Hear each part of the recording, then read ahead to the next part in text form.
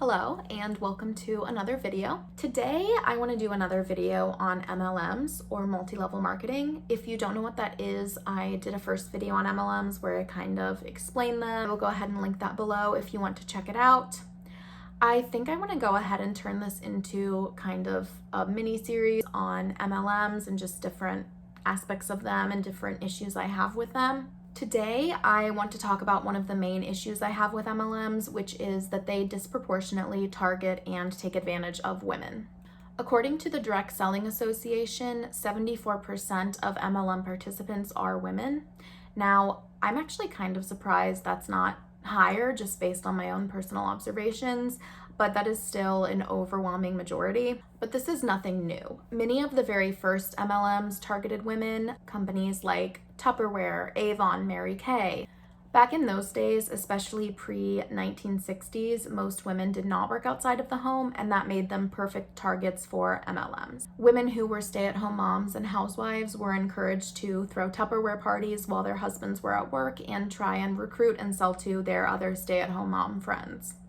Nowadays, in-person MLM parties do still exist, but obviously a lot of this has shifted to online and social media. I'm sure you've been invited to a virtual nail wrap party or added to a leggings Facebook group, and it turns out to be an MLM pitch. But still today, MLMs know their target demographic, and that has not really changed. There are companies like Beachbody, LuLaRoe, Unique, Scentsy. These are all products that women would typically want, and they definitely focus on selling and recruiting to women. There are two groups in particular that MLMs especially target, and they are stay-at-home moms and military wives. Now, military wives are obviously particularly vulnerable to MLMs because they move around a lot for their spouse's job, and it can be difficult to get or hold on to a traditional job if you're just going to move in 10 months or a year. But MLMs are everywhere on military bases. Tiffany Ferg made a great point in her video on MLMs, which I will link in the description, that not only are military spouses vulnerable because of their limited opportunities for traditional employment, but because of loneliness. When you move around a lot, it can be very hard to make new friends, and sometimes going to an MLM party on base can seem like a great way to meet new people. Now, stay-at-home moms are obviously people who have made a conscious choice to not work a traditional job in order to stay at home and raise kids. However, that doesn't mean that they don't want to work and have their own income. Childcare is super expensive and seems like it's getting more expensive by the day, and a lot of families have no choice but to have one parent stay home, and that usually ends up being the mom. MLMs push the narrative to both of these groups that working for them is a flexible job that they can do anywhere and from their phone while their kid is at soccer practice, and on the surface that can seem like a perfect opportunity. MLMs also do something that I find really disgusting, which is preying upon mom guilt in order to try and recruit moms. This is particularly common with working moms, where they will say things like, well, don't you feel like you're missing your son growing up? And wouldn't you love to be able to work from your phone and stay home with your kid? They try and sell you on this idea that you can work from your phone or your laptop and hang out with your kids all day and still make a decent income. Now, this is obviously a lie. I dove pretty deeply into income disclosure stats in my first video. The only one I'm going to bring up here is that 99% of all people who join MLMs end up losing money. The odds of joining one and making any money, let alone replacing a full-time income from a job that you quit, are next to none. I think it's just disgusting and sexist to try and prey upon someone's guilt that they may not be spending enough time with their kid, or to imply that a woman is not a good mother or not as good of a mother because she works outside the home. With stay-at-home moms, MLMs will often prey upon their loneliness and need for camaraderie. If you stay home and take care of small children every day, that can be very isolating, and it can be very tempting to join an MLM and kind of seem like you're stepping into a group of ready-made female friends. Now, at the same time that MLMs push these really gross, outdated, sexist narratives about women and motherhood. They also try and put up this front that they are feminist and that they empower women and give them financial independence and make them female business owners. If you've seen or been messaged by or follow any women who are in MLMs, I'm sure you've seen a lot of the phrases they use, like girl boss, boss babe, fit babes, be your own boss. They try really, really hard to push this image of female empowerment by saying that you can be a female business owner and gain financial independence and be your own boss. I think that this is actually a very smart pivot and marketing tactic in order to try and recruit more millennial and Gen Z women. Women my age tend to be more career focused and more independent than our mothers and grandmothers were.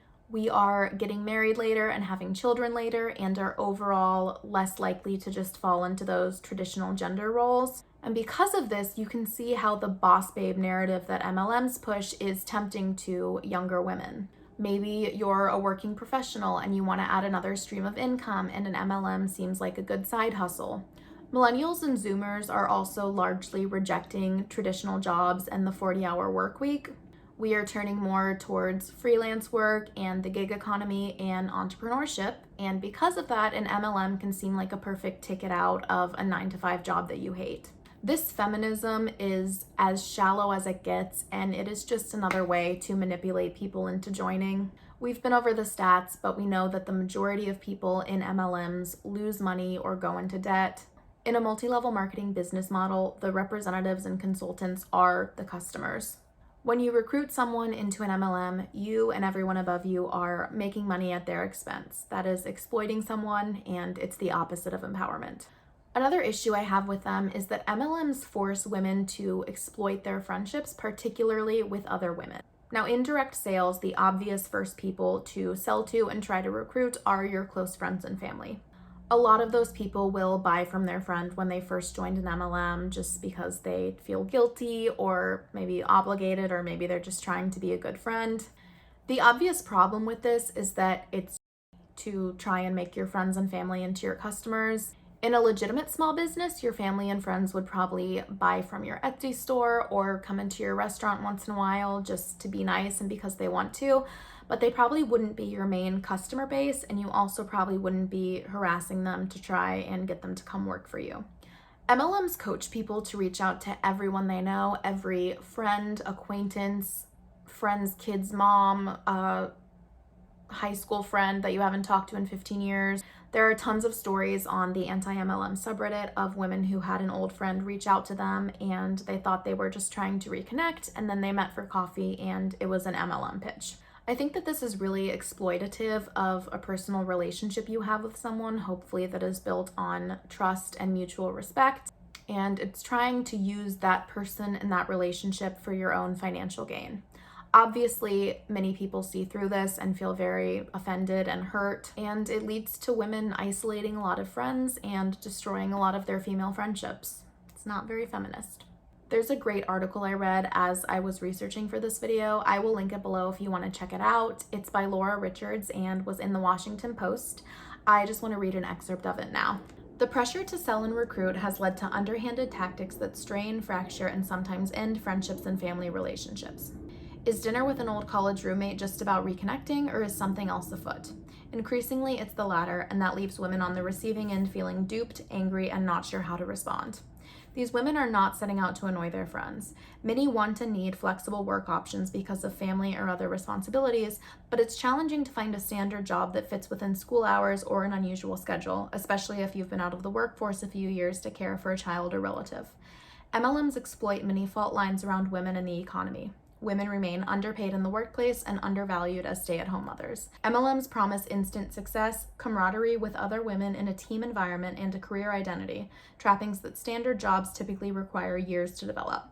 The lure of an MLM increases further when it says you'll make loads of money working from home in your pajamas while drinking wine and being your own boss babe, as your friends post pictures doing just that. So I'm going to wrap up there for today. I am going to link all of my sources in the description. I definitely recommend checking them out if you are interested. They're all very good reads and pretty quick reads on this topic. I hope I've just shed a little bit more light on this. I do find MLMs really interesting just kind of from a sociological perspective, but I think that they are really, really harmful. And I hope that I can do my part to educate and maybe deter some people from joining.